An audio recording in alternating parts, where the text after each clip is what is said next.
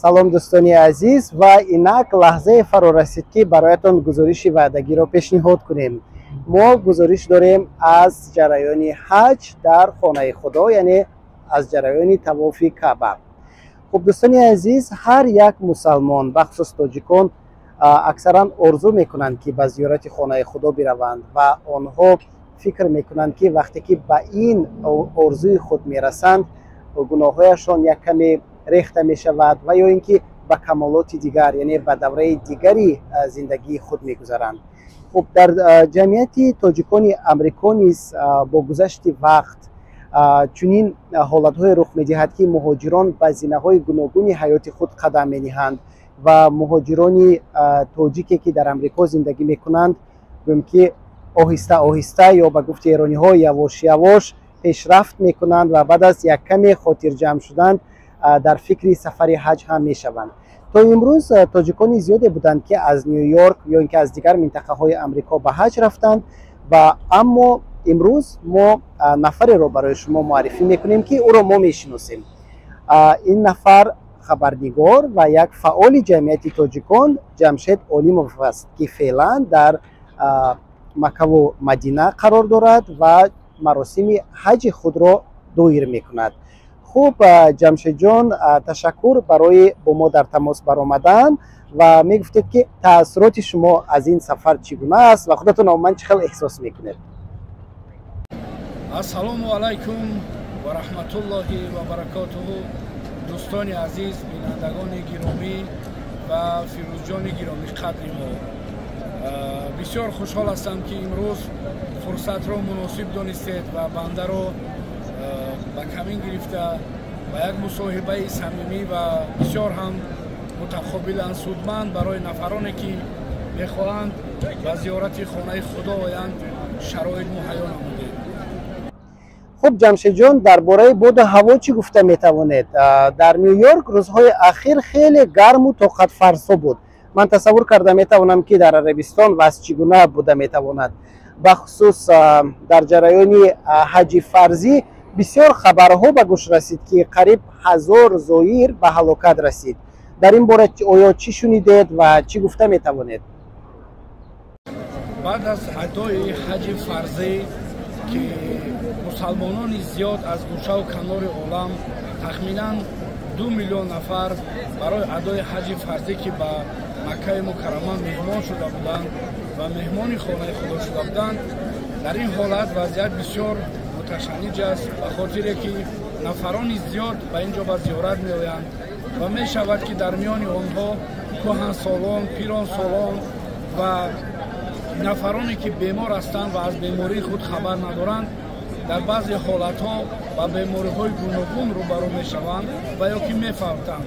аммо ин ҳодисаи муқаррарӣ аст, ҳодисае ҳаст ки ҳамасола рух медиҳад ва боду ҳаво хеле боду ҳавои мусоид аст. албатта ки фасли тобистон фасли гармост, аммо шароитҳо дар хонаи худо дар Маккаи Мукаррама бисёр мусоид аст. дар ошонаҳои якум, дуюм тамоми лавозимоти сардкунанда махсусан кондитсионерҳо кор мекунанд ва ногуфта намонад ки дар баъзе расонаҳои иттилоотӣ гӯё ба хабарҳое паҳн гардиданд ки имсол зиёда аз 1000 нафар зоирон дар ҳаҷи фарзӣ ба ҳалокат расиданд. албатта ин на он қадар дуруст аст. тавре мо мушоҳида намудем, ҳар сол ки чунин ҳодисаҳо рух медиҳанд, теъдоди на он қадар зиёди зоирон имсол ба ҳалокат расиданд. аммо боду ҳаво ва вазъият бисёр вазъияти хуб аст.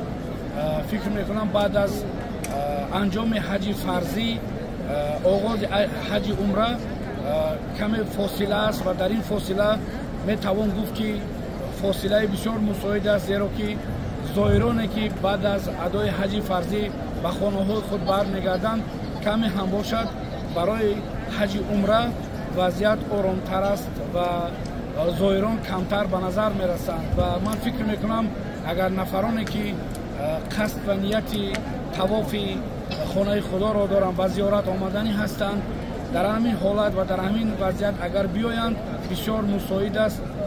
зеро ки на он қадар теъдоди зиёди зоирон дида мешавад. ҷамшед, аслан адои ҳаҷ яъне тавофи хонаи каъба ин як нав ба рӯҳу равони шахс вобастагӣ дорад. хуб, шумо худатон чӣ гуна эҳсос кардед? оё ягон хел тағйироте дар дарк ва андешаҳои худ эҳсос намудед? ташаккури зиёд. бисёр фирӯзҷон саволи ба маврӣ додед. албатта ин эҳсосот ногуфтанӣ аст, зеро ки инсон дар баробаре ки ба хонаи аллоҳ ворид мешавӣ, як оромише туро фаро мегирад ки инро ба забон баён кардан ин эҳсосот ғайри имкон аст. ман фикр мекунам ки ягона хонае ки дар ин ҷо аз касе иҷозат намегирӣ ва ҳамеша ва дар ҳама соат ҳуқуқи ворид шудан дорӣ, ҳуқуқи дар ин ҷо ғизои маънавӣ гирифтан дорӣ, танҳо ҳарамайн Маккатуллоҳи шариф аст. зеро ки дар ин хона имонат комил мешавад, рӯҳат болида мешавад, қалбат оромиш меёбад ва Аллоҳи бузург низ дар Қуръон мефармояд туша бигиред ки беҳтарин туша тақво аст ва маҳз ана ҳамин ҷо тақвои худро шумо комил менамоед. ман фикр мекунам аз ин эҳсосоти зиёд дар рӯи олам дигар шояд вуҷуд надошта бошад, ба хотире ки маҳз дар ин ҷо қалбу рӯҳу имони шумо ором мегирад ва ин эҳсосоти бисёр ҳам ширин ва ногуфтанӣ аст. яъне ин чӣ тағйирот аст? оё гуфтан мумкин аст ки ин як нав камолоти шахсӣ аст? албатта ман фикр мекунам ки ҳар нафаре ки ба ин хонаи муқаддас, ба ин хонаи пок, ба ин хонаи тақвову имон ворид мешавад, албатта баъд аз ин ҷо аз худ тағйиротеро эҳсос менамояд. ман фикр мекунам тағйирот чист? тағйирот он аст ки баъд аз зиёрати ин ҷойҳои муқаддас шумо аз феълу хулқу рафтори баде ки шояд дили касеро меозурдед, шояд забонатон бисёр бад буд, шояд амалатон, шояд дилатон ба касе нафрат дошт, бояд ҳамаи инҳоро баъд аз зиёрати ин ҷойҳои муқаддас канор гузошт ва инсониятро дар ҷои аввал гузошт. бахусус вақте бо дигарон дар бораи ҳаҷ суҳбат мекунед, баъзе аз онҳо мегӯянд ки онҳо рӯҳан омода нестанд ки ба ҳаҷ бираванд. хуб Ҷамшед, агар ба зиндагии шумо нигарем, чӣ шуд ки якбора тасмим гирифтед ки ба ҳаҷ равед? албатта ин тасмим хеле фавқулода буд ва умуман ман дар гӯшаи хаёли худ ҳеҷ гоҳ тасаввур намекардам ки рӯзе ба ин ҷойҳо ба хотири зиёрат ва камолоти хеш меоям ва худ низ хеле дар тааҷҷуб ҳастам ки чаро ва чӣ гуна ин ҳолат рух дод. албатта мо аз кӯдакӣ ки чун аҳли ислом ҳастем ва дар оилаи мусалмон ба дунё омадаем, барои мо Маккатуллоҳ ва Мадинаи Мунаввара бисёр як ҷои муқаддас аст, аммо ин орзуҳои бузург буданд ва ман фикр мекунам ки имрӯз шароит муҳайё аст, имрӯз дунё бисёр васеъ гаштааст ва дар дилхоҳ ҳолат ва дар дилхоҳ мавқеъ инсон аз худи ӯ вобаста аст ки тасмим бигирад ва бояд биёяд ин ҷойҳоро зиёрат намояд. зеро маҳз дар ин ҷойҳо шумо, ман фикр мекунам, имони худро, рӯҳи худро волида меёбед ва оромиш мегиред.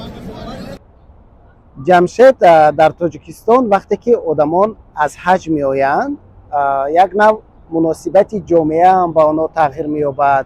худашон ҳам кӯшиш мекунанд ки зиндагиашона гӯем ки дигартар кунанд. баъзан аз он феълу атвор ё ин ки амалҳое ки қаблан дар зиндагиашон зиёд ба он даст мезаданд, аз онҳо худдорӣ мекунанд, яъне як каме парҳезкор мешаванд. зиндагии шумо баъд аз адои ҳаҷ чӣ гуна хоҳад буд?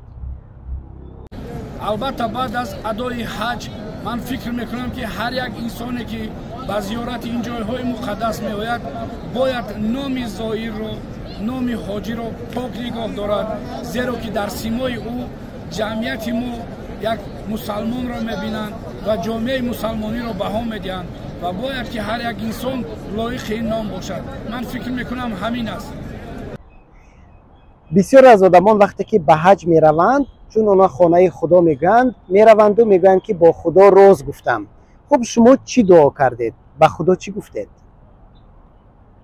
албатта ҳар як зиёраткунандае ки вориди ин хонаи пок мегардад, дар дил як ҷаҳон орзу ва як ҷаҳон дуои хайре дар ҳаққи дӯстон пайвандон ва аҳлу ақрабои хеш дорад.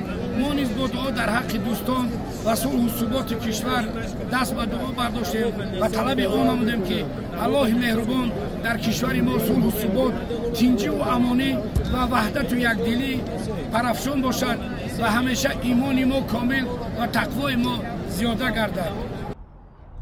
ҷамшеди азиз, ташаккури зиёд барои суҳбат ва сафари ҳаҷро бори дигар бароятон муборак мегӯям. дӯстони азиз, агар шумо орзу доред ки ба зиёрати хонаи худо биравед, бигзор худованд шуморо ба ин орзуятон расонад. ва аммо агар шумо орзу дореду имкон надоред ки ба ҳаҷ биравед, боки нест, андӯгӣ нашавед. агар дили шумо пок аст ва шумо ба атрофиёнатон меҳрубониву самимият ва муҳаббат эҳдо мекунед, пас худо дар дили шумост. ва ман орзу мекунам ки худованд ҳамаи моро сарбаланд созад ва онҳое ки барояшон сафари ҳаҷ насиб шуд, бигзор барои ҳар як тоҷику тоҷикистонӣ, бахусус барои муҳоҷирон дуо кунанд. муваффақ бошед.